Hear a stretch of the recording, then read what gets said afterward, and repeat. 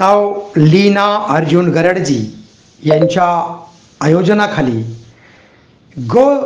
ध्वज स्थापना खारघर नवी मुंबई या ठिकाणी 16 ऑक्टोबर 2024 रोजी कार्यक्रम होतोय। गोमाता राष्ट्रमाता होणार यासाठी सर्व प्रयत्न झाले असून जवळपास 20 ते 25 हजार नागरिक या कार्यक्रमाला उपस्थित राहणार असून या कार्यक्रमामध्येच गोमाता की जय, गोमाता राष्ट्रमाता होणार अशा प्रकारचा